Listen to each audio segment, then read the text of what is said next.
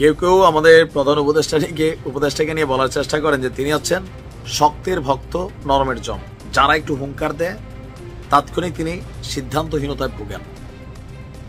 তবে আমার কাছে তেমনটা মনে হয় না, হালকা পাতলা হইতে পারে 10 to 20%, বাট আপনি ওনার বাকি কথাগুলো শুনলে উনি মানে ভয় পাইয়া যান, বিষয়টা কিন্তু তা না।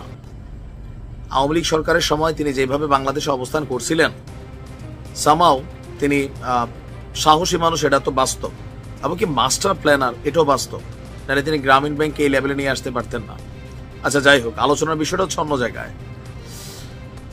ছাত্রদের সেই ঐতিহাসিক, কামনীয়, পূজনীয়, চাহনীয় মানে যেটা হচ্ছে জুলাই সনদ, এই জুলাই সনদ কবে দিবে? আবার যে সংস্কার ইস্যু নিয়ে এত কথা হচ্ছে, সেই সংস্কার ইস্যুতেও হঠাৎ করে অনেকটা নমনীয় ভাব পোষণ শুরু করেছেন আমাদের ডক্টর ইউনূস। তবে ওনার এই মনোভাবটা বাংলাদেশের জন্য এই মুহূর্তে পজিটিভ। এখন কেউ মনে করতে পারেন, ভাই বিএনপি যা শুরু করছে এরা তো দেশে বেচা খাইয়ে দিবে, সমস্যা নাই তো, 5 বছরের আগে এদেরকে পাবলিক খেদায় নামাই দিবে, এই জাতীয় নাগরিক পার্টি তো মাঠে থাকবে। আপনার মাথায় রাখা উচিত, আওয়ামী লীগ যে সেট আপটা করছিল, এই সেট আপটা কিন্তু এখন বাংলাদেশে নাই। বিএনপি ক্ষমতায় যায় যদি মনে করে যারে তারে হাং ত্যাং পুং পাং, তো পুং পাং এর পরে পাবলিক বুঝা গেছে কেমনে সরকার নামাইতে হয়। আর বিএনপিকে মোকাবেলা করতে হবে তো রাজপথে অদৃশ্য শক্তি হিসেবে আওয়ামী লীগকে, এটা বড় কঠিন খেলা হবে যেই সরকারি ক্ষমতায় যায়।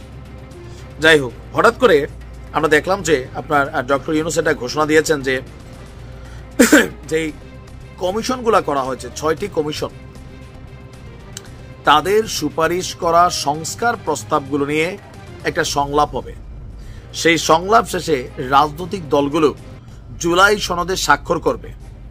আর এই সরকার, ডক্টর ইউনূস, এই সনদের সুপারিশগুলোর কিছু অংশ বাস্তবায়ন করবে, আর বাকিটা বাস্তবায়ন করবে পরবর্তী রাজনৈতিক সরকার। এটাই বিএনপির মুখের কথা এতদিন, যে আপনি যেই সংস্কারটা নির্বাচনের জন্য দরকার, একটা সুষ্ঠু নির্বাচন, যেখানে যেখানে আওয়ামী লীগ ঝামেলা পাকাইছিল, সংবিধানে কাটাছেড়া করছিল, এই সব কিছুকে আপনি সংস্কার করেন, তারপর নির্বাচন দেন।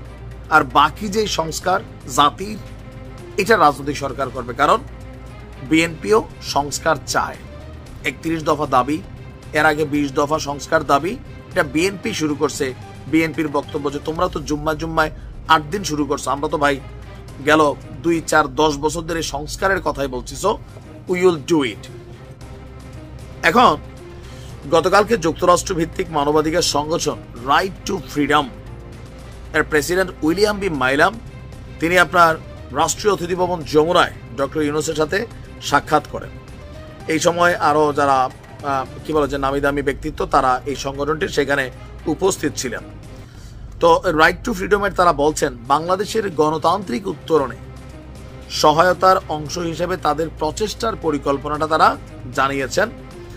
আর অধ্যাপক ইউনূসও তিনি আপনার বলছেন যে জুলাই চার্টার আমাদের পথ প্রদর্শন করবে। অন্তর্বর্তী সরকার জুলাই সনদের সুপারিশগুলোর কিছু অংশ বাস্তবায়ন করবে এবং বাকিগুলো বাস্তবায়ন করবে পরবর্তী রাজনৈতিক সরকার। রাজনৈতিক দলগুলো ভোটের আগে কম সংস্কারের সম্মতি হলে চলতি বছরের ডিসেম্বর, আর নয়তো আগামী বছর জন্য, আমার মনে হয় বিএনপি পাগলে পাইছে যে তারা বেশি সংস্কার চাইবে, তাই না? সেনাপ্রধান বলছেন ডিসেম্বরের মধ্যে নির্বাচন হওয়া উচিত।